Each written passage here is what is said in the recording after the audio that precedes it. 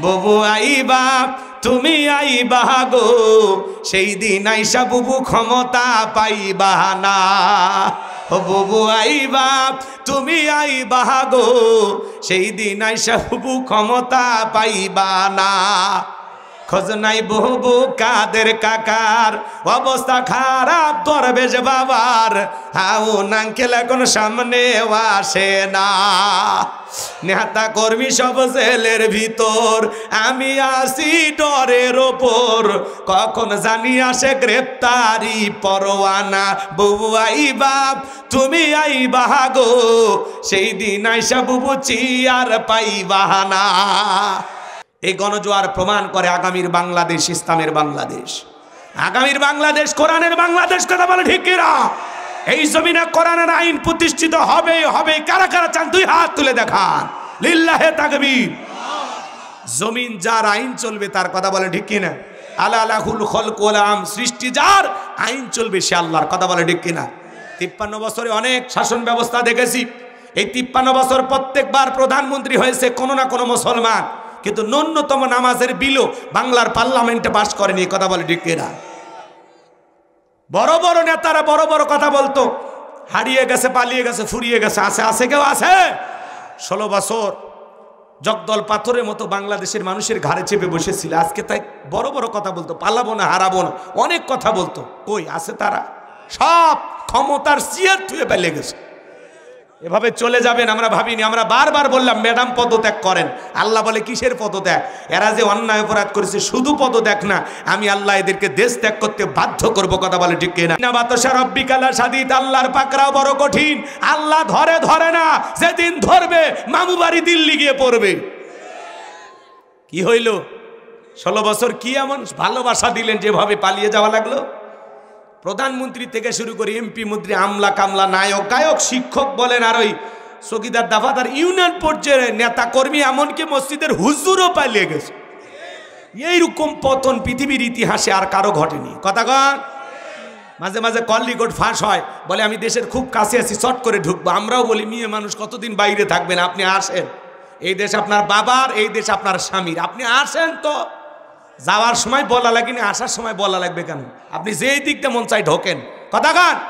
বুবু আইবা তুমি আইবা গো, সেই দিন আইসা বুবু ক্ষমতা পাইবা না। ও বুবু আইবা তুমি আইবা গো, সেই দিন আইসা বুবু ক্ষমতা পাইবা না। খোঁজ নাই বুবু কাদের কাকার, অবস্থা খারাপ দরবেশ বাবার, হাউ নাঙ্কেল এখন সামনে আসে না। নেতা কর্মী সব জেলের ভিতর, আমি আসি ডরের ওপর, কখন জানি আসে গ্রেপ্তারি পরোয়ানা। বুবু আইবা তুমি আইবা গো, সেই দিন আইসা বুবু চিয়ার পাইবা না। ক্ষমতার চেয়ার থেকে না আমার সহজ, কিন্তু এই চেয়ারে ওঠা কঠিন। কথা বলে ঠিক কিনা? আগামীতে আমরা সিদ্ধান্ত নেব, আর যাই হোক কোন নারীকে এই দেশের প্রধানমন্ত্রী বানাবো না। আগামীতে যেই দলেরই হোক পুরুষ প্রধানমন্ত্রী চাই। কারা কারা হাত তুলে দেখান, লিল্লাহে তাকবীর। হ্যাঁ, নারীদের দেখার দিন শেষ, আগামীতে পুরুষের বাংলাদেশ। কথা বলে ঠিক কিনা? মেয়ে মানুষের রাগ বেশি, জেদ বেশি। দেখেন না, স্বামীর সাথে ঝগড়া লেগে হাড়ি পাতিল ভেঙে ফেলে দেয়, স্বামী তুলে আছাড় মারে।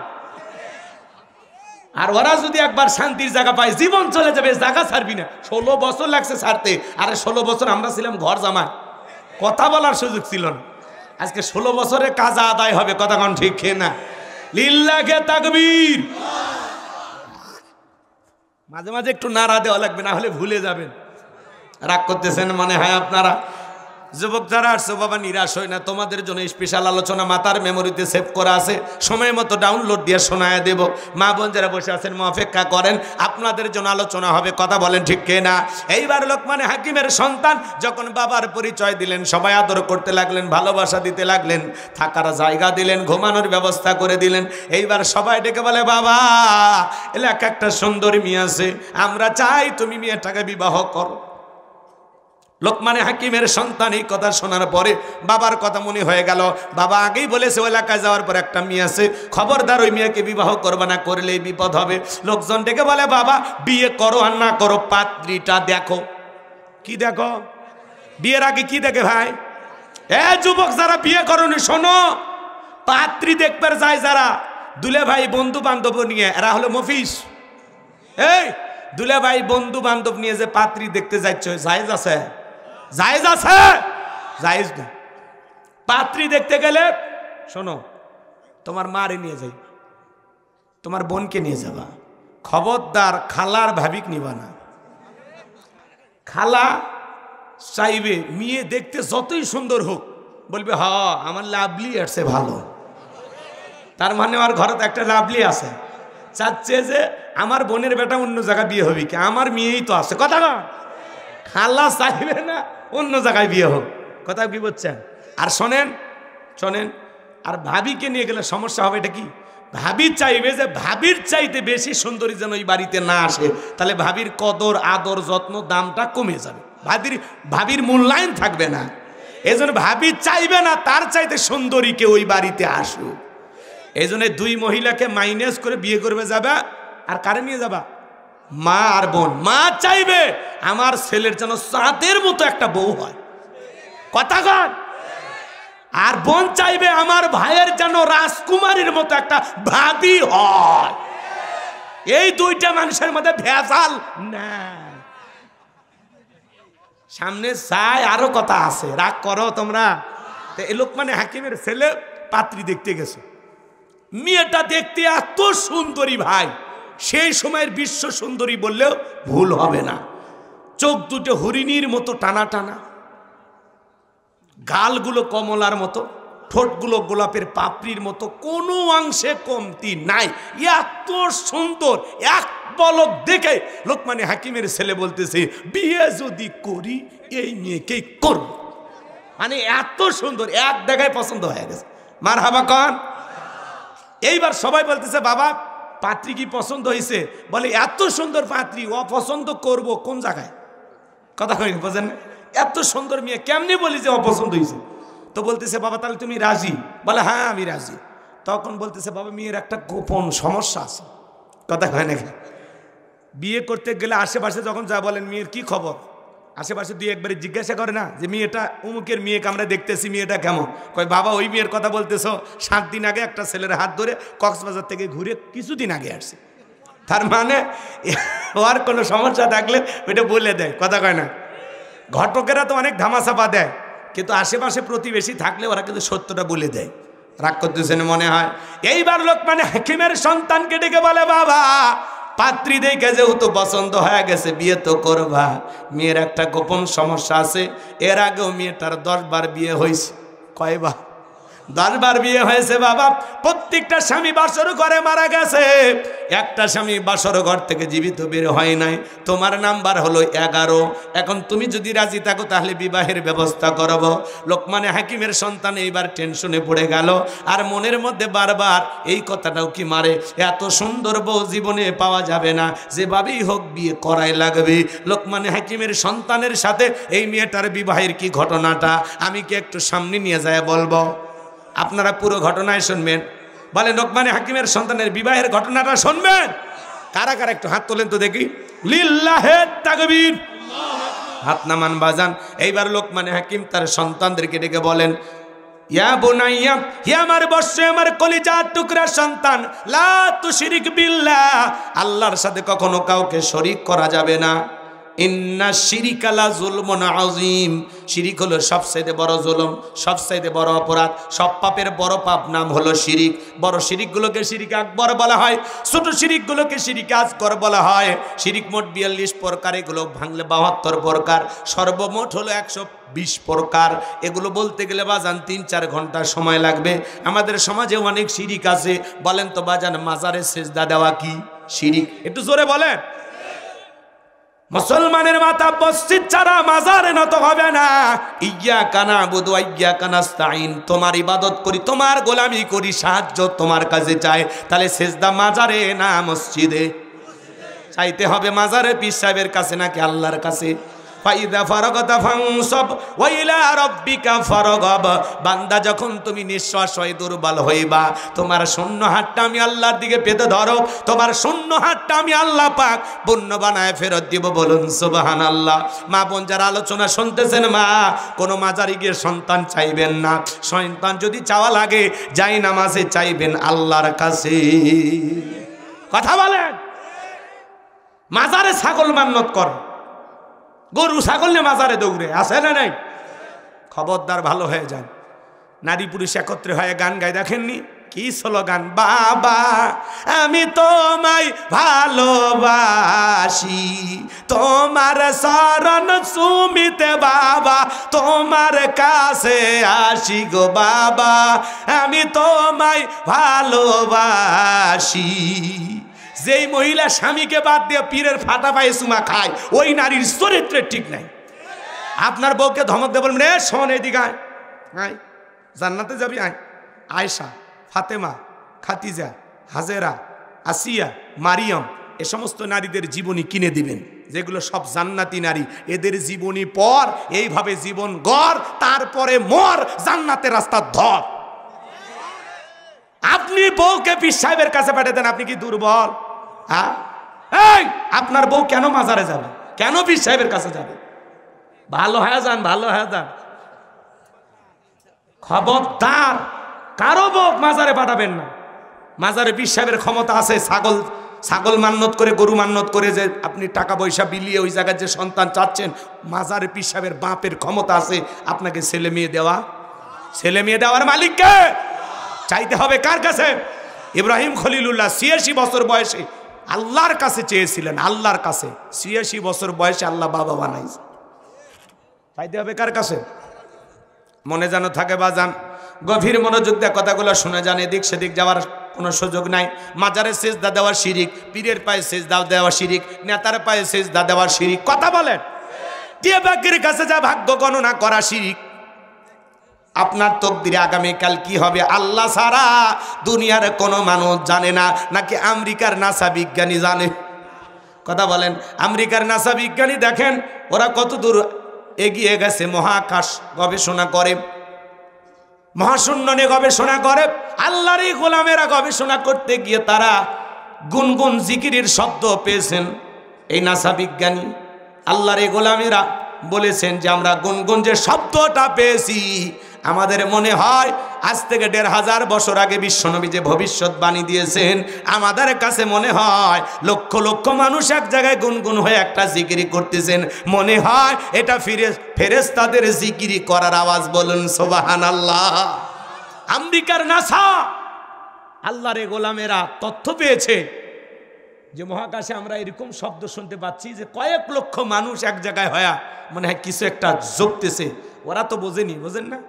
ওই আওয়াজটা এখনো পুরো পৃথিবীবাসীর সামনে ওরা প্রকাশ করেনি। আমরা বলতে চাই আওয়াজটা যখন প্রকাশ হবে তখন আমরা বুঝতে পারবো। আমার ভাইয়েরা, আসমান জমিনে সব জায়গায় কার নামে জিকির হয়? ফেরেশতারা কার নামে তাসবিহ পাঠ করে? দেখেন, যুগ প্রযুক্তির যুগে আপনারা কিভাবে তথ্য পাচ্ছেন, তারপরেও যদি কানা হয়ে থাকেন, অন্ধ হয়ে থাকেন, ঠসা হয়ে থাকেন, তাহলে বোঝানোর ক্ষমতা নাই। মরার পরে টের পাইবেন ওলামা ইকরামের কথা কেন শুনি নাই। সেদিন তো টের পাই আর দুনিয়াতে আসতে পারবেন? অতএব এখনো সময় আছে, পরিবর্তন হয়ে যান। গোলামি করতে হবে কার? কোনো বাবার না, কোনো মাজারার না, কোনো নেতার না, গোলামি করতে হবে রবের। আল্লাহ যেন বুঝ দান করেন। জোরে বলুন আমিন। এরপরে বাজান স্লোগান দেয়, এক আংটিতে সব সমস্যার সমাধান। আপনি কি মামলায় হেরে যাচ্ছেন, বিদেশে যেতে ভয় পাচ্ছেন, দাম্পত্য জীবনে অসুখী, ব্যবসায় লস খাইতেছেন, তাহলে এক আংটি আজমেরি জেমস হাউস, শেষ দর্শন, বসুন্ধরা সিটি কমপ্লেক্স, লিটন দেওয়ান চিস্তি, এক আংটিতে যদি এত সমস্যা মিটে যায় বাজান, ওর তো আংটি বিক্রি করা লাগতো না। এই হাতে 5টা, এই হাতে 5টা, 10 আঙ্গুলে 10টা আংটি ব্যবহার করে পৃথিবীর 1 নাম্বার ধনী হয়ে যেত। এগুলো বিশ্বাস করা যাবে না। শনিবার মঙ্গলবার 2টা দিন নাকি শুভ না, বিয়ে করা চলবে না, এগুলো ধারণা করাও শিরিক। চলতে পথে হাতে হঠাৎ করে হোঁচট খাইছে, বলে না আজকের যাত্রা শুভ হবে না, এগুলো ধারণা করাও শিরিক। এরপরে সন্ধ্যাবেলায় শ্রমিক টাকা পাবে, ধনী মানুষ টাকা দিতে চায় না, সন্ধ্যাবেলায় শ্রমিককে টাকা দিলে নাকি গরিব হয়ে যায়, এরকম ধারণা করা শিরিক।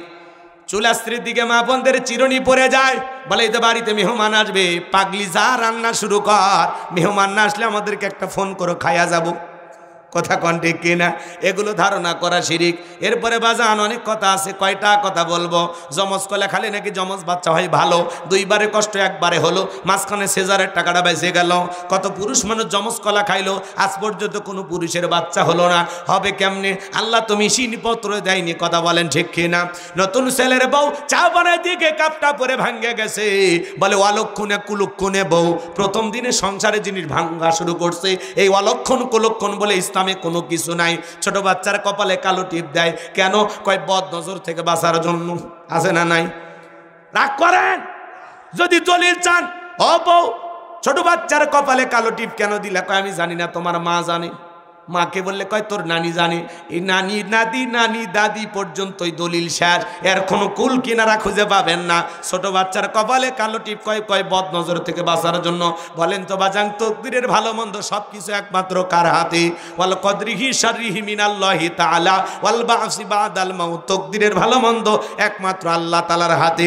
ট্রাকের পেছনে সেরা স্যান্ডেল ঝুলানো কেন? কয় দুর্ঘটনা থেকে বাঁচার জন্য।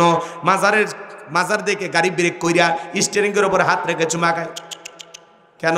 কয় হুজুর বিরাট বড় আল্লাহর ওলি শুয়ে আছে, গাড়ি ব্রেক না করলে দুর্ঘটনা ঘটতে পারে। এগুলো ধারণা করা শিরিক। সমাজের অলিতে গলিতে রন্ধ্রে রন্ধ্রে শিরিক দিয়ে জীবনটা ভরে গেছে বাজান। মুসলমান কখনো শিরিক করতে পারে না। শোনেন শোনেন শোনেন, বিশ্বনবীর সাহাবায়ে কিরামদেরকে ডেকে বলতেছেন, আমার সাহাবীরা শোনো, একজন ব্যক্তি একটা মাছি মেরে জাহান্নামে চলে গেল, আর একজন ব্যক্তি একটা মাছি না মেরে জান্নাতে চলে গেল।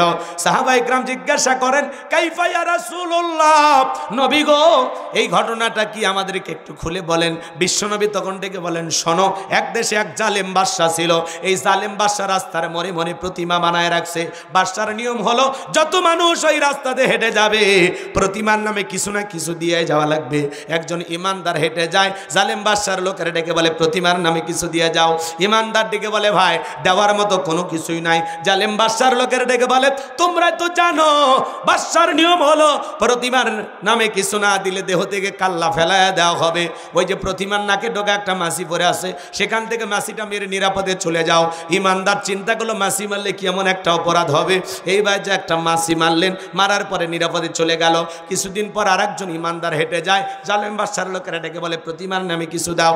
ইমানদার ডেকে বলে আমি একজন ইমানদার, প্রতিমার নামে কোনো কিছু দাও আমার জন্য জায়েজ না, এটা আমার জন্য শিরিক। বলে শোনো, হয় প্রতিমার নামে কিছু দিবা, না হলে জালেম বাদশার নিয়ম অনুযায়ী দেহ থেকে কাল্লাটা আলাদা করে ফেলে দেওয়া হবে। ইমানদার ডেকে বলে কাল্লা দিতে রাজি, আল্লাহ দিতে রাজি নাই। বলে শোনো, তোমার মতো একজন ইমানদারকে সুযোগ দিয়েছিলাম, ওই যে প্রতিমার নাকের ডোকায় মাছি পড়ে আছে, ওখান থেকে একটা মাছি মেরে নিরাপদে চলে যাও, খামাকা ঝামেলা করো না। ইমানদার ডেকে বলে মাছি মারার মতো শিরিকও আমি মুসলমান কখনো করতে পারি না। আর আমরা মুসলমান দুর্গা পূজায় বউ বাচ্চা নিয়া মুখে দাড়ি রাইকা বউরে বোরকা পরাইয়া হুন্ডার পিছনে নিয়ে যায়, স্লোগান দেয় মেলাই যায় রে, মেলাই যায় রে। এ কথা কয় না কে?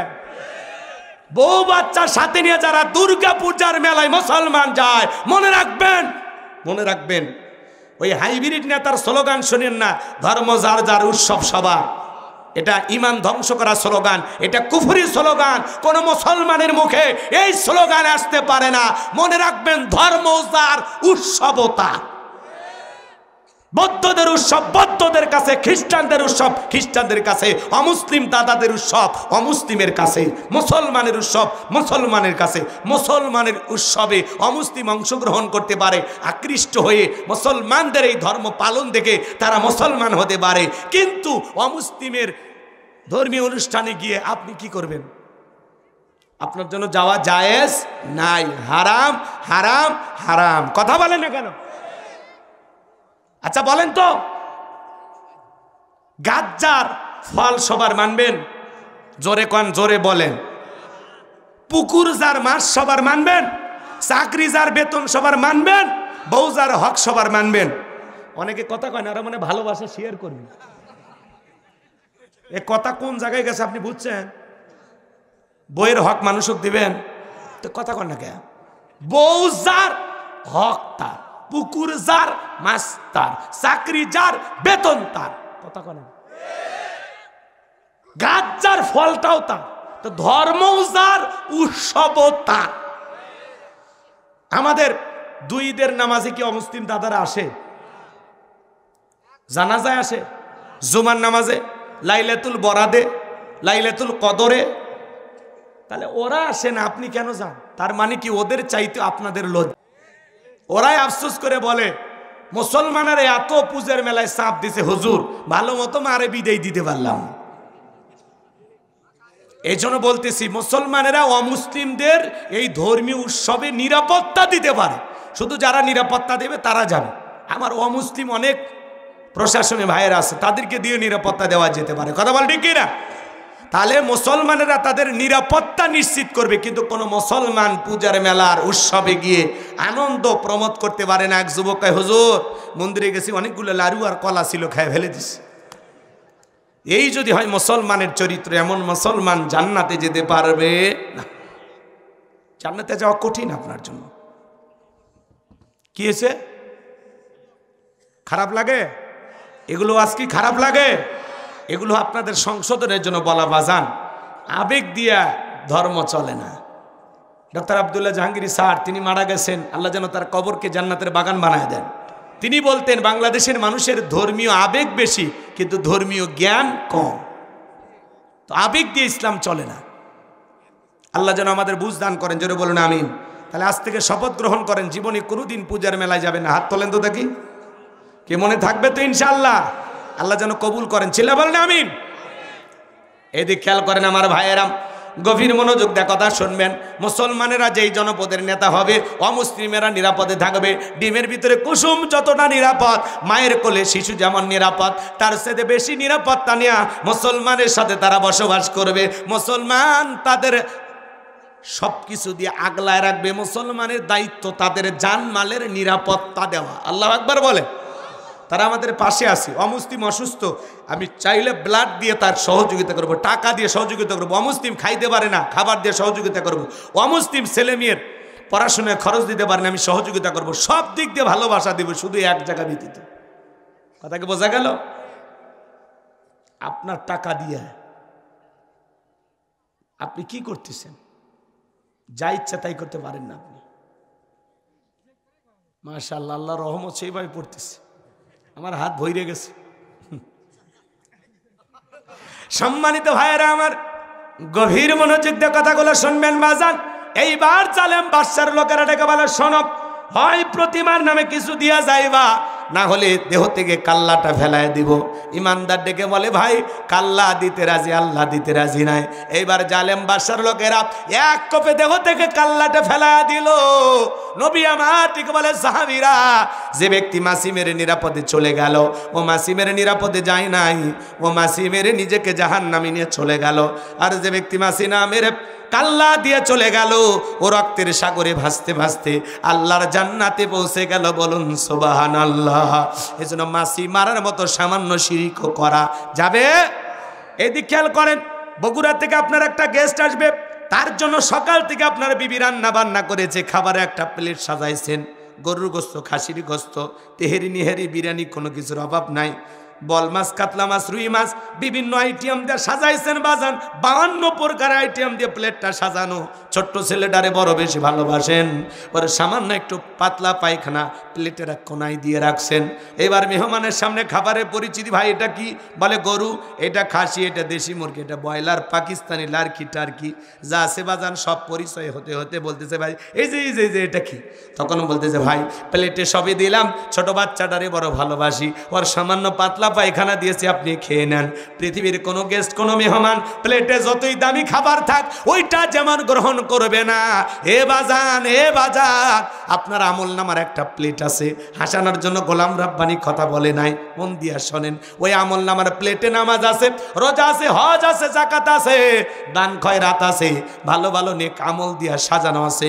কিন্তু আমলের প্লেটে যদি সামান্য শিরিক মিশ্রিত থাকে, ওই শিরিক মিশ্রিত কোনো আমল, ইবাদত আল্লাহর দরবারে কবুল হবে না।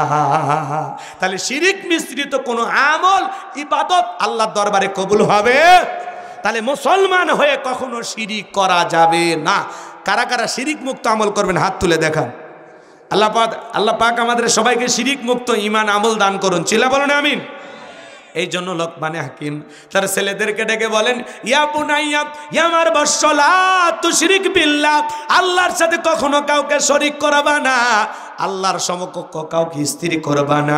ওয়ালাম ইয়াকুল্লাহু কুফুয়ান আহাদ, আকাশ আর জমিনে আল্লাহর সমকক্ষ, আল্লাহর সমতুল্য আর কেউ নাই। লা তুশরিক বিল্লাহ, আল্লাহর সাথে কখনো কাউকে শরীক করবা না। ইন্না শিরকা লা যুলমুন আযীম, এই শিরিক হলো সবচাইতে বড় জুলুম, সবচাইতে বড় অপরাধ, সব পাপের বড় পাপ নাম হলো শিরিক। তাহলে আজ থেকে কি আমরা ওয়াদাবদ্ধ হলাম আমরা শিরিক করব না? আমার আল্লাহ এতটা খুশি হয়ে গেল, লোকমান তুমি তোমার সন্তানকে আমার সাথে পরিচয় করায়া দিলা, আমি আল্লাহ বড় খুশি হয়ে গেলাম। এইবার আমি আল্লাহর দায়িত্ব তোমার সন্তানদের সাথে তোমার পরিচয় করায়া দেওয়া। তখন আল্লাহ রাব্বুল আলামিন জানিয়ে দিলেন, ওয়া ওয়াসাইনাল ইনসানা বিওয়ালিদাইহি হামালাতুহু উম্মুহু ওয়াহানান আলা ওয়াহানিউ ওয়া ফিসালুহু ফি আমাইনি আনিশকুরলি ওয়া লিওয়ালিদাইক ইলাইয়াল মাসির।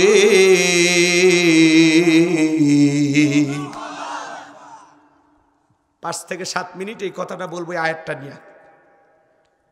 আল্লাহ বলতেছে, লোকমান তুমি সন্তানদেরকে আমার সাথে পরিচয় করা দিলা, আমি আল্লাহ বড় খুশি হয়ে গেলাম। এইবার আমার দায়িত্ব তোমার সন্তানদেরকে তোমার সাথে পরিচয় করায় দেওয়া। এই জন্য আল্লাহ তাআলা পিতামাতার খেদমতে আল্লাহ চলা শুরু করলেন। বলুন সুবহানাল্লাহ। পিতামাতার যে কত দরদ, কত যত্ন করতে হবে, কত আদর করতে হবে, সেই কথা আল্লাহ বলতেছেন। ওটা বসা করতেছেন কেন ভাই? আমি আগেই বলছি একটু 12:30 পরে বাজান যান, একটু দয়া করে ওইটা বসেন। আমার ভাইরা শোনেন, আল্লাহ তাআলা জানিয়ে দিলেন, ওয়া ওয়াসাইনাল ইনসানা বিওয়ালিদাইহি হামালাতুহু উম্মুহু ওয়াহানান আলা ওয়াহানিউ ওয়া ফিসালুহু ফি আমাইনি আনিশকুরলি ওয়া লিওয়ালিদাইক ইলাইয়াল মাসির। আল্লাহ তাআলা বলেন, আমি তো মানুষকে নির্দেশ দিয়েছি তারা যেন মাতা পিতার সাথে সদাচরণ করে, উত্তম ব্যবহার করে। কারণ হলো তার মা কষ্টের পর কষ্ট সহ্য করে সন্তানটাকে গর্ভধারণ করেছে, 2-2.5 বছর বুকের দুধ পান করাইছে। সুতরাং আমার প্রতি এবং মাতা পিতার প্রতি তোমরা কৃতজ্ঞ হও। আর তোমরা সবাই তো আমি আল্লাহর দিকে প্রত্যাবর্তন করবে। আল্লাহু আকবার বলেন। আল্লাহ তাআলা এই জায়গায় পরিষ্কার জানা দিলেন, তোমার মা কষ্টের পর কষ্ট সহ্য করেছেন। মায়ের কষ্টের কথা আল্লাহ তাআলা তুলে ধরে বলতেছেন, একটা মা সন্তানের জন্য কত কষ্ট করে। সন্তান যখন মায়ের পেটে চলে আসে 3-4 মাস খাইতে পারে না, মার বমি বমি হয়। 6-7 মাস যখন আস্তে আস্তে সন্তানটা মায়ের পেটে বড় হয়, 7 মাস একদিন যখন হয়ে যায়, আপনি আমি মায়ের গর্ভে যেই জায়গাটা তার থাকি, এই জায়গাটা মাত্র 10 ইঞ্চি। এ বাজান 7 মাস একদিন পরে সন্তানটার এই জায়গায় পরিপূর্ণ হয়ে যায়। তখন আল্লাহ তাআলা কি করেন, সন্তানের 2টা পাপ মার কলিজার সাথে লাগায়া দেয়। সন্তান যত বড় হয়, সন্তানের 2টা পায়ের সাথে মার কলিজাটা তত উপরে উঠতে থাকে। আমার ভাইয়েরা, ডাক্তারি গবেষণায় বলা হয়েছে বাজান, যেই সন্তান সবচাইতে কম মায়ের পেটে নাড়াচাড়া করে, ওই সন্তানটা মায়ের গর্ভে থাকা অবস্থায় 4,500 বার মায়ের কলিজায় লাথি মারে। আজকে এই দুনিয়ার জমিনে সবচাইতে অবহেলিত হলো মা বাবা। 95% ফ্যামিলির দিকে তাকায় দেখেন বাজান, পিতামাতার সাথে আমাদের ভালো ব্যবহার না। আমি আপনাদের কাছে 5 থেকে 10টা মিনিট চেয়ে নিলাম বাজান, এরপরে আমি অন্য পয়েন্ট নিয়ে আলোচনা করব, নতুন কোনো বিষয় আপনাদেরকে শোনাবো বাজান। দিলটা নরম করে গুনাহগারের কথাগুলো শুনে যান।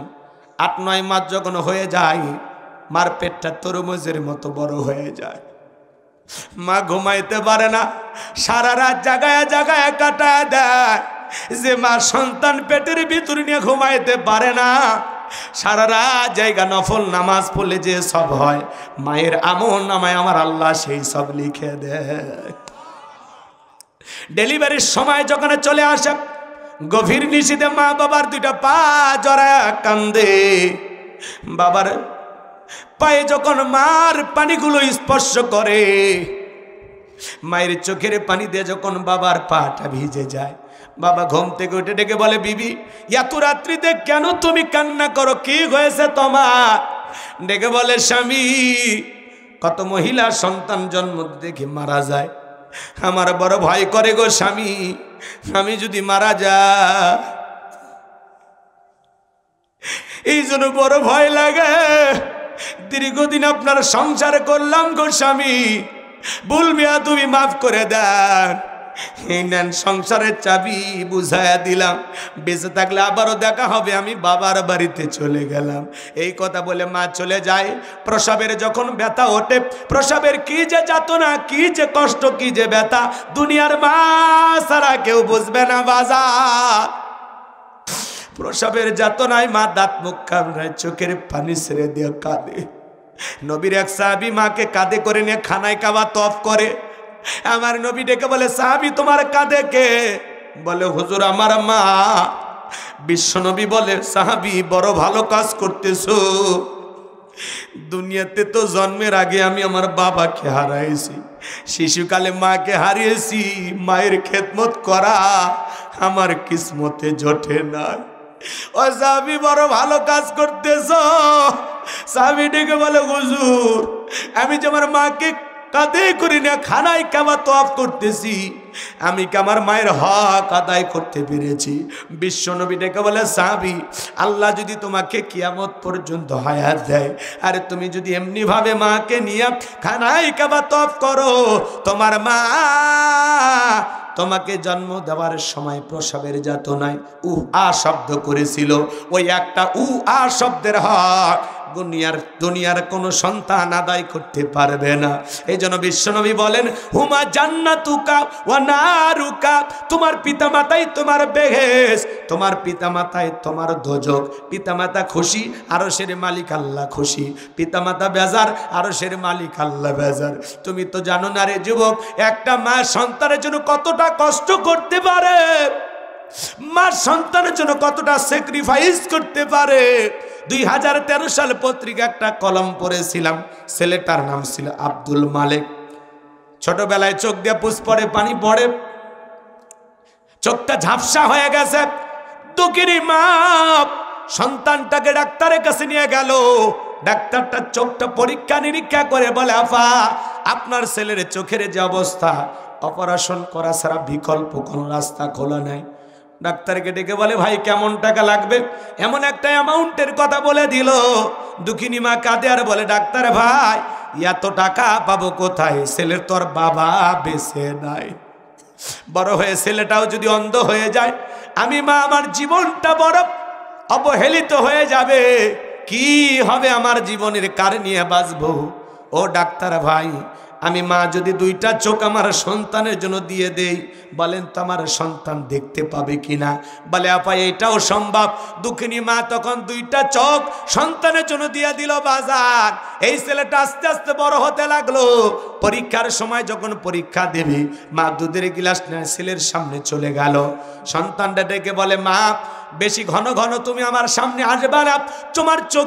গেটটা খুলে দিল। বাড়ির ভিতরে প্রবেশ করা মাত্রই সন্তান মাকে দেখা মাত্র দৌড়ে চলে আসছেন। এসে বলে, মা কেন তুমি আমার শ্বশুর বাড়িতে আসছো? মা শ্বশুর শাশুড়ি দেখলে পরিচয় দিতে পারবো না, বিবি দেখলেও পরিচয় দিতে পারবো না। এই কথা বলে কিছু টাকা পকেট থেকে বের করে দুঃখিনী মায়ের হাতে তুলে দেয় আর বলে, মা এই টাকাটা নাও। হঠাৎ করে স্ত্রী কোথা থেকে চলে আসলো আর স্বামীকে ডেকে বলে, কি ব্যাপার, এই সেরা শাড়ি পরা মহিলাটা তোমার কে হয়? ডেকে বলে, এইটা হলো আমার গ্রামের বাড়ির কাজের মহিলা। এই মহিলাটা আমার গ্রামের বাড়ির কাজের মহিলা। স্ত্রী যখন চলে গেল, দুঃখিনী মা চোখের পানি ছেড়ে দিয়ে কাঁদে আর বলে, আব্দুল মালিক যখন তুমি অসুস্থ ছিলে বাবা, সারা রাত জায়গা তোর সেবা করতাম, আল্লাহর কাছে কাঁদতাম আর বলতাম, আল্লাহ আমার হায়াত নিয়ে গোলাম আমার আব্দুল মালিককে তুমি বাঁচায়া রাখো। আজকে বইয়ের সামনে মারে চাকরি বানা দিলে এমন প্রতিদান দিবি কখনো ভাবি নাই।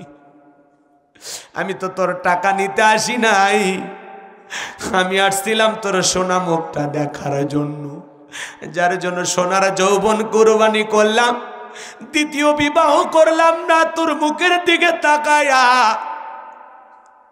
অন্য স্বামী যদি তোরে বাবার মতো স্নেহ না করে, তোরে যদি আমাকে আদর না করতে দেয়, এই জন্য তোর মুখের দিকে তাকাইয়া আমি বিবাহটা পর্যন্ত করি নাই। এই নে তোর টাকা তুই পকেটে রাখ বাবা, আমি মা আমার টাকার কোনো প্রয়োজন নাই, আমি তোর মুখটা দেখার জন্য এসেছিলাম রে বাবা। আমার স্বাদ মিটে গেছে, কোনোদিন মায়ের পরিচয় নিয়ে আর তোর দুয়ারে দাঁড়াবো না। বুক ভরা ব্যথা নিয়ে দুঃখের মা গ্রামে চলে গেল। কিছুদিন পরে বিনা চিকিৎসায় মা যখন মারা গেল, ওই ছেলেটা চাকরির প্রমোশন এলাকায় চলে আসছে। হঠাৎ করে মায়ের কথা মনে হয়ে গেছে, দরজায় ডাক দেয় মা, ও মা দরজা খুলে দাও। মায়ের বসবাস করার খাঁচাটা পড়ে আছে, কিন্তু মা নামের পাখিটা উড়াল দিয়ে চলে গেছে। পাশের বাড়ির চাষির ঘুম ভেঙে গেছে, কে বা তুমি মা মা বলে ডাক দাও। ছেলেটা বলে, চাষি আমারে চেনো না, আমি আব্দুল মালিক, আমার মা কোথায়? বলে, আসলি যখন বাবা, এত দেরি করে কেন আসলি? তোর মা তো কয়েক বছর আগে মারা গেছে, অন্ধকার কবরে চলে গেছে।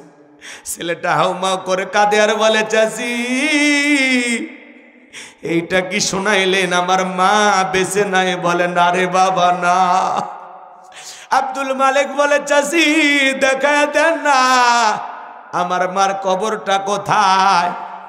যখন মার কবরটা দেখা দিয়েছে, মার কবরের মাটি ধরে হাউমাউ করে কাঁদে আর বলে, মা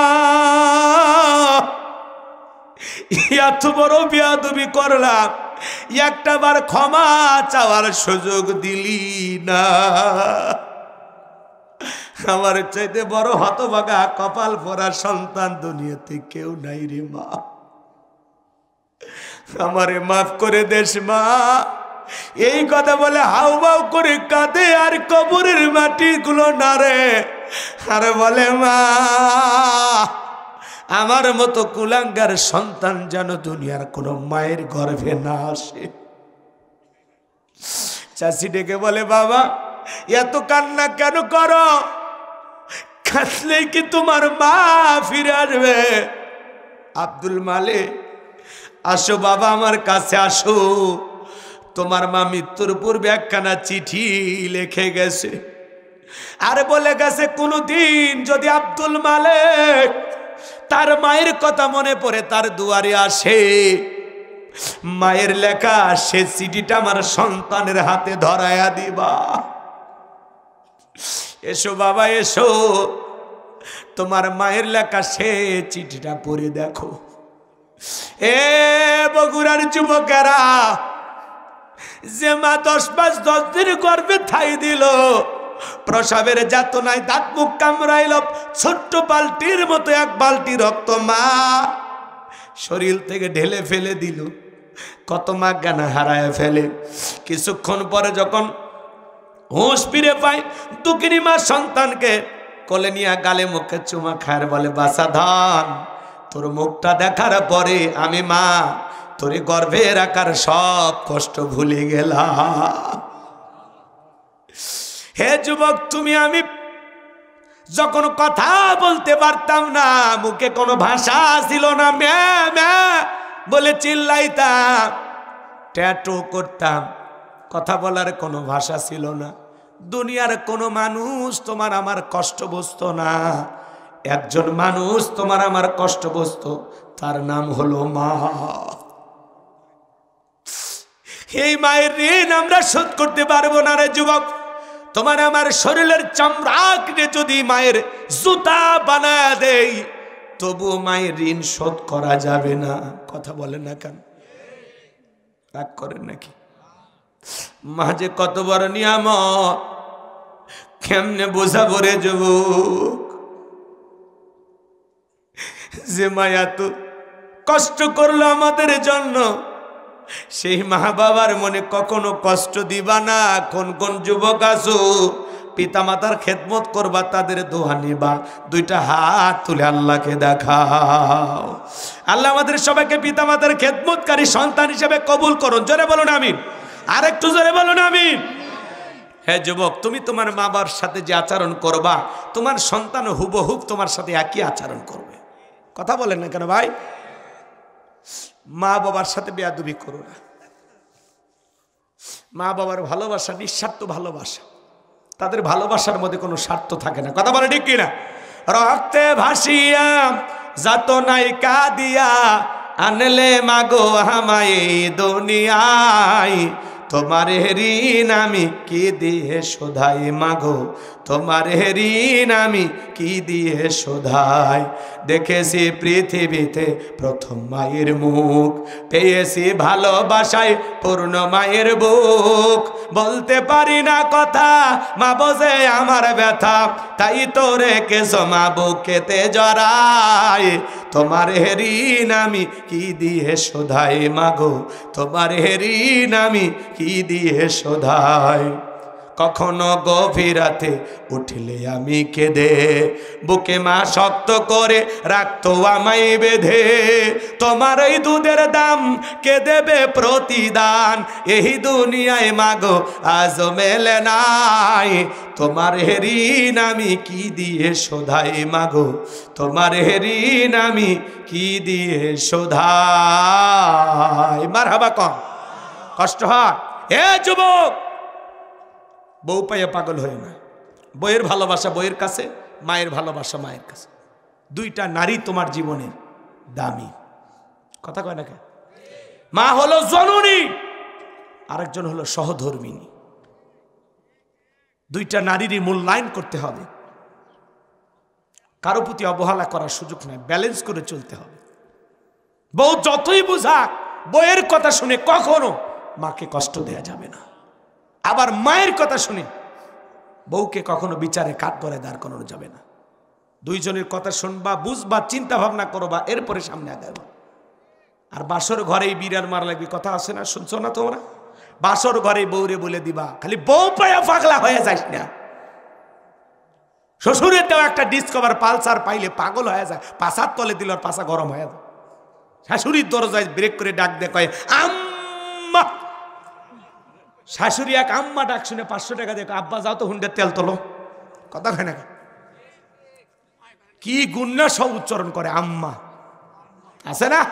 শ্বশুর দেখলে আব্বা কেমন আছেন, আব্বা কি খেয়েছেন, আব্বা আব্বা কুইতে মুখের ফেনা তুলে ফেলে দেয়। কয় ছোটবেলায় মাদ্রাসায় পড়েছিল, কলকলার সব হরফ মুখস্থ, আছে না? না, শ্বশুর ডাক দেয় আব্বা আম্মা, আর মা বাবা হয়ে যায় বুড়া বুড়ি। তোর কপাল জাতি আর গুড়ি, মরার পরে ফেরেশতারা বাইরা ফুটে করবে তোর ভুড়ি, জাহান্নামে হবে তোর বসত বাড়ি। হ্যাঁ কথা কর। যে সন্তান রাগান্বিত হয়ে মা বাবাকে বাড়ি থেকে তাড়ায় দেয়, মা বাবাকে বৃদ্ধাশ্রমে পাঠায় দেয়, ওই সন্তান মা বাবাকে আলাদা করে দেয়নি, নিজের ভাগ্য থেকে জান্নাতকে আলাদা করে দেয়। খবরদার, মা বাবার সাথে খারাপ ব্যবহার করবে। এক শিক্ষিত লোকের গল্প পড়েছিলাম, বাড়িতে অনেক খাবার, তেহের নিয়ে বিরিয়ানি, রোস্ট, বাপরে দামি খাবার, সব দামি খাবার বন্ধু বান্ধব খাওয়া যায়। আজকে বন্ধুর দাম আছে, বাবার দাম নাই। কথা বলেন। জোড়াতালিতেও বন্ধু বগুড়া থেকে এসে দাওয়াত খাওয়া যায়, আর বাড়ির পাশে মায়ের পেটের আপন ছোট ভাই, তার বাড়িতে এক প্লেট ভাত যায় না। কপাল পরা যুবক, তুমি কিসের মুসলমান? জান্নাত যাবা কোন দিক দিয়ে? গেট খুলে থুয়াচ্ছ? হ্যাঁ, গেট কাটে থুয়াচ্ছ তুমি? হ্যাঁ, বাড়িতে মা বাবা না খায়া থাকে, পীরের দরবারে গরু নিয়ে দৌড়াই। শ্বশুর শাশুড়ি মহব্বত বজে, শ্বশুর শাশুড়ি সেবা করতে হবে, ভালোবাসা দিতে হবে, যত্ন করতে হবে, এটা ভিন্ন কথা। স্ত্রীর বাবা মা হিসেবে যতটুকু প্রাপ্য সম্মান সেটা দিবা, তবে মা বাবার চাইতে কম না বেশি? কম। কথা কয় না কে? আজকে শ্বশুর শাশুড়ি পায় পাগল হয়ে যায়, একটা 5-4 ডিসকভার 1 লাখ 1.5 লাখ টাকা যৌতুক পায় পাগল হয়ে গেলি। আরে বেঈমান, আরে স্বার্থপর, তোরে 22 বছর 25 বছর লালন পালন করতে গিয়ে ওইরকম 10টা 15টা পালসার ডিসকভারের টাকা তোর পেছনে খরচ হয়ে গেছে রে। এ বেঈমান, কেমনে ভুলে গেলি? কেমনে? ঠিক আসতে কোস কেন বেটা? তোর যে 22 বছর বয়স, এতদিন পর্যন্ত লালন পালন করতে টাকা খরচ হয়নি?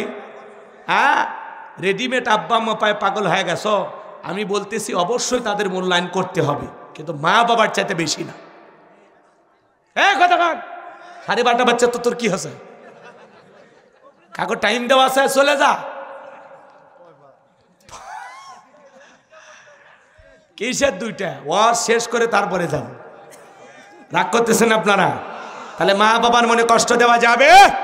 শোনো, একটা ভাঙ্গা প্লেটে কিছু একটু খাবার দিয়ে ছোট ছেলেকে বলতেছে যাও এটা তোমার দাদু ভাইকে দিয়ে আসো। এখনকার বাচ্চারা তো কম্পিউটার, জন্ম হয় এক একটা নাসা বিজ্ঞানী।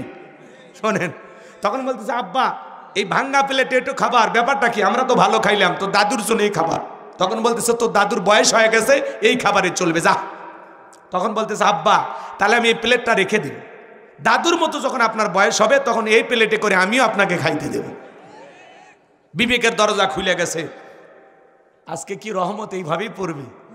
ঠিক আছে, মানে নেন, প্রচণ্ড কুয়াশা মনে হয় বাইরে, এই জন্য আমরা, ঠিক আছে টিস্যু দিলাম এই জন্যই, আপনারা বোঝেন না তো, অতিরিক্ত বুঝলে সমস্যা। টিস্যুর ভিতরে পড়লে এটা চটকাবে কম, ঠিক আছে? অ্যাডিকশন কষ্ট হচ্ছে বাজান, বসেন না, না না আরেকটু একটু একটু চেপে ধরেন।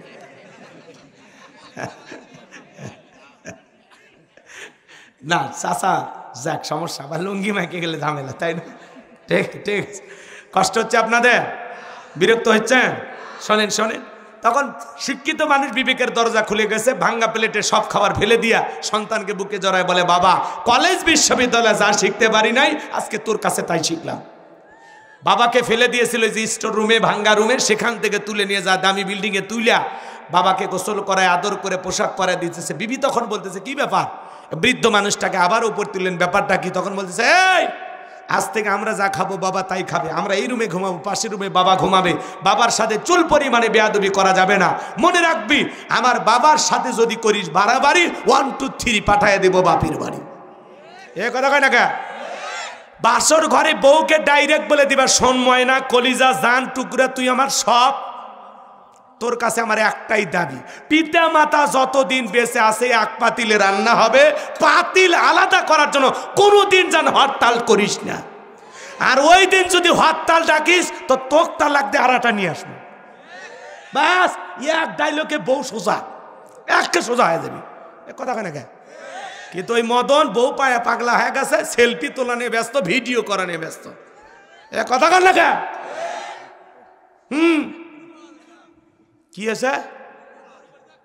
ওইরকম বউ বউ পাওয়া যাবে, বউ তৈরি করে নেবি। মেয়ে মানুষ ভালোবাসার পাগল, পুরুষ যদি মেয়ে মানুষ সোজা না করে পারে কারা সোজা করবি? কি কর? সোজা করা যাবি না, পাগল হয়ে যাবে আপনার জন্য। যা বলবেন তাই শুনবি, 3 দিন না খায় থাকবি আপনি বাড়িতে না এলে। হ্যাঁ কথা কন না কে? কি ভালোবাসে? কথা কয় না কে? জীবন চলে যাবে তো আপনাকে ছাড়বি না। রাগ করেন নাকি আপনারা? এই জন্য ভাইয়েরা আমার আপনাদের উদ্দেশ্যে বলে যায় বাজান, গভীর মনোযোগ দিয়ে কথাগুলো শুনবেন। বইয়ের ভালোবাসা বইয়ের কাছে, মায়ের ভালোবাসা মায়ের কাছে। খবরদার খবরদার, এই 2 জন মহিলা যেন আপনার দ্বারা অবহেলিত না হয়। বিবিকে ভালোবাসতে হবে, এটা আপনার ছেলের মেয়ের মা। কথা কয় না কে? কে ওগুলো? আপনার স্ত্রী পেট থেকে বাচ্চা কাচ্চা হয়েছে না, তার মানে কি আপনার স্ত্রী আপনার সন্তানের কে মা, ওর মূল্যায়ন করা লাগবে। কিন্তু ওই যে বাসর ঘর থেকে আস্তে আস্তে ভালোবাসা দিয়ে আদর দিয়ে সুন্দর সুন্দর কথা বইলা আপনি তো তাকে তৈরি করতে হবে। মেয়ে মানুষ মমের মতো, ভালোবাসা দিলেই সব ঠিক। কথা কয় না কে? আপনার মায়ের বিরুদ্ধে নানান অভিযোগ দেয়, বাদ দাও তো, বয়স হয়ে গেছে, বাদ দাও শোনা, বাদ দাও বাদ দাও, আমি আছি না তোমার জন্য, আমার মা বয়স হয়ে গেছে, 2-1টা মেনে নাও। কথা কয় না কে? ব্যাস আপনার বউ ঠান্ডা হয়ে যাবে, ব্যালেন্স করে চলাবে। আপনার বউ মা যখন বলতে চায় তোর বউ এটা করছে ওটা করছে, বাদ দেন মা, বাচ্চা কাচ্চা মানুষ, পাগলি, ওটা কি বিয়ে করছি মা, ওগুলো কই না মা, বাদ দেন তো, বাদ দেন মা, বাদ দেন। কথা কয় না? হ্যাঁ এইভাবে বুঝেন লাগবে, ব্যালেন্স করে চলবেন। যার কথা তার কাছে রেখে দেবেন, 2 কথা এক জায়গায় করে বিচার দাঁড় করবেন না, তাহলে কিন্তু আপনি আসামি হয়ে যাবেন। 10 মাস 10 দিন পেট আজকে বইয়ের পাগল হয়ে গেলি। মা ছিল না, আজকে তোর বউ বড় হয়ে গেল, শেষ, আপনি শেষ। আর বউ তখন ডায়লগ দিবি, মা বাবা সারে সব সারে লাখ লাখ টাকা নিয়ে আসলাম, ভাইয়ের কাছে কান্দে খাট নিয়ে আসলাম, আর আজকে তুমি শেষ। আপনি কোন দিকে যাবেন? অতএব সাবধান, ঠিক আছে? ব্যালেন্স করে চলা লাগবে বাজান। খবরদার এই দুইজনের বিচার জান এক জায়গা করিস নে, ওই দিন আপনি কবেন যে কচুর গাছ কুটিরে দড়ি টান। অতএব বিচার জান করবে যাইন না, ঘরে বুঝাবেন। মা যত কথা বলবেন মারে ঠান্ডা রাখার চেষ্টা করবেন, আর বউকে বুকে টেনে আদর করে ভালোবেসে বলে দিবেন যে সোনা ভুলে যা তো সব, আমি তো তোর জন্য আছি। কথা কয় না কেন? ঠিক হয়ে যাবে সব। আল্লাহ বোঝার তৌফিক দান করুক। আর বইয়ের কথায় খবরদার মা বাবাকে আলাদা করবেন না। বইয়ের কথায় মা বাবার জন্য খরচ বন্ধ করবেন না, ভাই বোনের জন্য, রক্তের আত্মীয় স্বজনের জন্য খরচ বন্ধ করবেন না। বউ যতই বুঝাক আপনার ভবিষ্যৎ আছে, এ আছে, সে আছে, তার আরও ছেলে মেয়ে আছে, তারা দেখবে, সব দায়িত্ব কি তোমার। যতই বলুক বইয়ের কথা শুনবেন না, তলে তলে ঠিকই খরচ করবেন।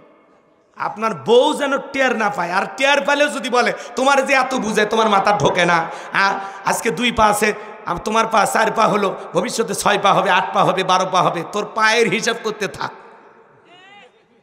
এই পাগলির কথা শুনে খবরদার মা বাবার খরচ বন্ধ করবেন না। পিতামাতা খুশি, আরশের মালিক খুশি। পিতামাতার জন্য খরচ করলে সম্পদ কমে না বাড়ে? আল্লাহ বাড়ায় দেয়। কথা ঠিক কিনা? মা বাবা খাইলে সম্পদ কমে না বাড়ে, ভাই বোন খাইলে সম্পদ কমে না বাড়ে। কথা কন। বইয়ের কথা শুনে আপনি পিতামাতার জন্য খরচ বন্ধ করে দেন, কপাল ভরা। আল্লাহ যেন হেদায়েত দান করে। জোরে বলেন আমিন। যেই নারীর আওয়াজ শুনতেছেন মা, শুনে যান। আপনি যদি আপনার স্বামীর হায়াত আর স্বামীর সম্পদ বৃদ্ধি করতে চান, তাহলে অবশ্যই তার মা বাবাকে খরচ করতে উৎসাহ দেবেন, বাধা দেবেন না। ওই স্ত্রী উত্তম যে স্ত্রী তার স্বামীকে বলে খবরদার তুমি তোমার মাকে কষ্ট দিবা না, কারণ আমি একদিন মা হব। কোন শাশুড়ি যদি বলে যে না ছেলের বউ, এটা বউ না, ওটা আমার মেয়ে, নিজের মেয়ে মনে করে তার ছোট ছোট ত্রুটিগুলো যদি মাফ করে দেয়, মেয়ে সুলভ আচরণে তাকে ভালোবেসে বুকে টানে, আর প্রত্যেকটা বেটার বউ ডিজিটাল নারীগুলো যদি মনে করে ওইটা আমার শাশুড়ি নয়, ওইটা আমার মা, মা দুটো বকা দিলে যদি হজম করে, ওইভাবে যদি শাশুড়ির 2-1 কথা কানের মধ্যে না নিয়া ওইটা যদি রাস্তাঘাটে ফেলাইয়া দাফন করিয়া ঘরের ভিতরে যা আনন্দে বাতাস খাইতো, তাহলে দেখতেন এই বউ শাশুড়ির যুদ্ধ সংসারে থাকতো না। শাশুড়ির উচিত ছেলের বউকে নিজের মেয়ে মনে করা, আর বউ মার উচিত নিজের শাশুড়িটাকে নিজের মায়ের মতো ভালোবাসা। আল্লাহ যেন আমার মা বোনদেরকে সহি বুঝ দান করেন। চিল্লা বলেন আমিন। আর একটু জোরে বলেন আমিন। যতই ওয়াজ করেন, ভাই হুজুর যতই কন, আমার শাশুড়ি যে খারাপ কটকটির মতো, এরা কি বুঝাবেন? হ্যাঁ, এক মহিলা ডাইরেক্ট স্লিপ পেটে দিছে, বলছে হুজুর আপনি তো জানেন না আমার শাশুড়ি সেই খারাপ। তাই আমি বলতেছি আপনি কি শাশুড়ি একদিন হবেন না? অতএব আপনি আপনার শাশুড়ির সাথে ভালো আচরণ করেন, আপনার ছেলের বউ আপনার সাথে ভালো ব্যবহার করবে। তাছাড়া ওই যে গাও ঘুষে দেওয়ার গল্প শোনেননি? বলে বউ মায়না পিঠটা ঘুষে দাও, তখন বলতেছে মা আমি তো হাত দিয়ে ঘুষবার চাই, কিন্তু আমার খালি পা ওঠে। ওই যে নদীর বাতার গোসল করা গল্প শোনেননি বাজান? কথা কয় না গো। তখন বলতেছে বৌমা আমি আমার শাশুড়িকে পা দিয়ে রাগ করে ঘুষে দিয়েছিলাম, ওইটা আমার প্রাপ্য, তুমিও পাও দিয়ে ঘুষে দাও। অতএব ধার কিন্তু শোধ যাবে, পাওনা থাকবে না। বাকির খাতা ক্লোজ করে আল্লাহ দুনিয়ার থেকে বিদায় করবে। অতএব হাল খাতা যেন আপনার না হয়, এজন্য ভালো হয়ে যান। আল্লাহ নারীদের হেদায়েত দান করুন। চিল্লা বলেন আমিন। যুবকদেরকে আল্লাহ সঠিক বুঝ দান করুন। জোরে বলেন আমিন। তাহলে মা বাবার মনে কষ্ট দেওয়া যাবে না, তাদের দোয়া নিতে হবে। তাদের দোয়া নিলে রিক্সা চালক, ভ্যান চালক থেকে আল্লাহ কোটিপতি বানায় দেবে। আর পিতা মাতা বদ দোয়া করলে 10তলা বিল্ডিং থেকে রাস্তার ভিক্ষুক বানায় আল্লাহর সময় লাগবে।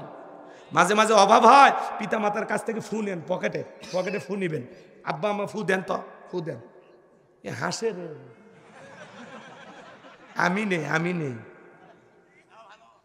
আমি হুজুর দোয়া করে ফু দিলে পানিতে কাজ হইতেও পারে, নাও হইতে পারে। তোমার মা বাবা কিচ্ছু জানে না, এমনি যদি ফু দেয়, আমি হুজুরের চাইতে ওই পানি খালি বেশি কাজে লাগবে। কথা কয় নাকি? আমি কি বলবো না দোয়া করবো বলেন?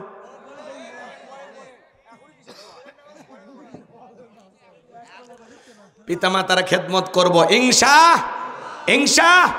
আমাদের দ্বারা যেন আমাদের মা বাবা কখনো কষ্ট না পায়। ওয়াকাদা রাব্বুকা আল্লা তা'বুদু ইল্লা ইয়্যাহু ওয়া বিল ওয়ালিদাইনি ইহসানা। আল্লাহ বলে আমার ইবাদত করো, আমার গোলামি করো, আমার ইবাদতের সাথে কাউকে শরীক করো না। আমার ইবাদতের পর তোমাদের দায়িত্ব হলো মাতা পিতার খেদমত করা, তাদের সাথে উত্তম আচরণ করা, মা বাবার মনে কষ্ট দেওয়া যাবে না। আল্লাহ বলেন ওয়াকুল্লাহুমা কাউলান কারীমা, সম্মানসূচক আচরণ করো, নম্র ভদ্র হয়ে পিতামাতার সাথে কথা বলো, নরম মেজাজে কথা বলবো ইনশাআল্লাহ। এরপরে আল্লাহ রাব্বুল আলামিন জানিয়ে দিলেন, লোকমানে হাকিম তার কলিজার টুকরা সন্তানদেরকে বলতেছেন, ইয়া বুনাইয়া ইন্নাহা ইন তাকু মিসকালা হাববাতিন মিন খারদালিন ফাতাকুন ফি সখরাতিন আও ফিস সামাওয়াতি আও ফিল আরদি ইয়াতি বিহাল্লাহ ইন্নাল্লাহা লাতীফুন খবীর। লোকমানে হাকিম ডেকে বলেন, হে আমার বৎস, হে আমার কলিজার টুকরা সন্তান, তুমি যদি সরিষার দানার পরিমাণ কোনো কিছু করব, যদি সেটা থাকে শেলা গর্বে অথবা আকাশে কিংবা মাটির নিচে, আল্লাহ তাআলা এইটাও হাজিরি করবেন। আল্লাহ সূক্ষ্মদর্শী, সর্ববিষয়ে তিনি খবর রাখেন। বলেন আল্লাহু আকবার। সন্তানকে বুঝাইতেছে, বাবা তুমি যদি সরিষার দানার পরিমাণে ভালো কিছু করো, ওইটাও আল্লাহ তাআলা হাজির করবেন তোমার আমলনামায়। আবার তুমি যদি সরিষার দানার পরিমাণ মন্দ কিছু করো, ওইটাও আল্লাহ তাআলা হাজির করবেন তোমার আমলনামায়। এজন্য আল্লাহ বলেন, ফামাই আমাল মিসকালা যাররাতিন খায়রান ইয়ারা ওয়া মাই আমাল মিসকালা যাররাতিন শাররান ইয়ারা। বান্দারে তুমি যদি যাররা পরিমাণ অনুপরিমাণে নেক আমল করো, ওইটাও তোমার আমলনামায় লিপিবদ্ধ করা হবে। আবার তুমি যদি যাররা পরিমাণ অনুপরিমাণে বদ আমল করো, ওইটাও তোমার আমলনামায় লিপিবদ্ধ করা হবে। এজন্য যুবক, তুমি জীবনে যা করবা দিনের আলোতে রাতের আধারে গোপনে প্রকাশে সব রেকর্ড করা হচ্ছে। মায়ালফিজু মিন কাউলিন ইল্লা লাদাইহি রাকিবুন আতিদ। বান্দা এমন কোনো কথা বলে না, এমন কোনো কর্মকাণ্ড করে না যা রেকর্ড করার জন্য আবার ফেরেশতারা নাই। মনে করো না জঙ্গল প্রেম করার জন্য মঙ্গল, জঙ্গলে কেউ না দেখলে একজন দেখেন, তিনি কে? আপনার ছেলে কারো পুকুর থেকে মাছ চুরি করে নিয়ে আসছে, আপনি খুশি হয়ে বলে দিলেন, বাবারে 2 মাসের বাজার বাঁচায়া দিলি। কারো গাছ থেকে আম চুরি করে নিয়ে আসছে, খুশি হয়ে গেলেন যে আমি কারো পাতা ছেঁড়ার সাহস পাইনি আর আমার ছেলে আম ছিঁড়ে আনলো। এটা থেকে খুশি হওয়ার কিছু নাই, বরং এখান থেকে সন্তানকে শুধরাই দিতে হবে, সাবধান করতে হবে। বাবা কারো গাছের ফল ছিঁড়ে আনবি না, কারো পুকুরের মাছ চুরি করবি না। বন্ধু বান্ধবের সাথে পড়াশোনা করে কলম খাতা চুরি করে নিয়ে আসে, ছেলেটাকে বুঝাবেন, বাবা তোমাকে পড়তে পাঠাইছি, কারো কলম খাতা চুরি করতে পাঠাই নাই। ছোট ছোট ভুলগুলো আজকে সংশোধন করে দিলে ভবিষ্যতে বড় ভুল আর করবে না। এই ছোট ছোট ত্রুটিগুলো ধরায় দিতে হবে। কথা বোঝেন নাকি? আর আপনার ছেলে মেয়ে আপনার সামনে টেলিভিশন দেখে, নাচ গান দেখে, হই হুল্লার করে, আপনি এমন অভিভাবক হয়ে গেছেন সন্তানদের আদব কায়দা শিক্ষা দেন না। কথা বলেন না কেন? এই যে ইবতেদায়ী মাদ্রাসার জন্য যে সমস্ত শিক্ষকেরা আন্দোলন করেছেন, আলহামদুলিল্লাহ তাদের দাবি মেনে নেওয়া হয়েছে, মারহাবা বলেন। অচিরে তাদেরকেও জাতীয়করণ করা হবে, মারহাবা কন। তাদেরও বেতন ভাতা হবে, তাদেরও ভাগ্য খুলে যাবে। এই আনন্দে শিক্ষকের আত্মহারা হয়েছেন, কেউ সিজদায় লুটিয়ে পড়েছেন, কেউ চোখের পানি ছেড়ে কান্নাকাটি করতেছেন, কেউ বলতেছেন আল্লাহ রহম করেছেন যে আমরা কয়েকদিন আন্দোলন করলাম, আলহামদুলিল্লাহ আল্লাহ দয়া করেছেন, আমাদের দিকে মুখ তুলে তাকাইছেন। তা আমরা বলতে চাই যে শিক্ষকদের ওপরে মারপিট করা হলো, আলহামদুলিল্লাহ তাদের দাবিও আপনারা মেনে নিলেন, তাহলে এই নাটকটা করার কোনো দরকার ছিল না। কথা বোঝেন নাই? শিক্ষক হলো আমাদের মাথার তাজ, এজন্য শিক্ষকদের সাথে খারাপ ব্যবহার করা যাবে না। আলহামদুলিল্লাহ শিক্ষকদের সমস্ত দাবি তারা মেনে নিয়েছেন, এটা বাস্তবায়ন হবে। তারা বলেছেন আগামী জুন মাসের মধ্যে এটাকে বাস্তবায়ন করতে হবে, না হলে আবারও আন্দোলন করবে। আর